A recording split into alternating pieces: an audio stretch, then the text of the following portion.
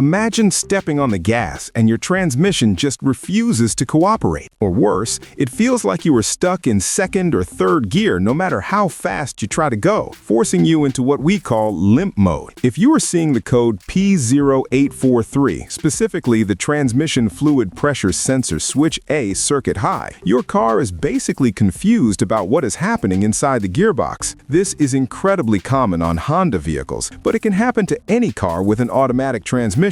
Here's the deal. Your transmission has a sensor, let's call it the TFPS, that tells the computer exactly how much fluid pressure is building up so it knows when to shift gears smoothly. When the code says circuit high, it means the voltage signal coming from that sensor A is way higher than what the computer expects to see. It's like the sensor is shouting when it should be whispering. This is almost always an electrical issue, not necessarily a mechanical failure of the transmission itself, which is good news for your wallet. Before you go buying new sensors, I want you to do something simple. Locate the sensor, which is usually on the side of the transmission or valve body. Look at the connector. Is it dirty? Is there corrosion? This is the #1 killer. Disconnect it and look for green or white crusty stuff on the metal pins. Clean that out with some contact cleaner. If the connector looks perfect, then you need to break out the digital volt-ohm meter. You're looking for a reference voltage, usually 5 volts or 12 volts, depending on your car. If you have power and ground, but the signal wire is reading weirdly high, or if the sensor's internal resistance does not change when it should, then the sensor itself is likely toasted. But honestly, start with the wiring. A simple short to power or a bad ground is often the culprit. Do not let a $10 wire issue trick you into rebuilding a transmission. Check that A circuit, verify the voltage, and you will likely get your smooth shifting back without a massive repair bill.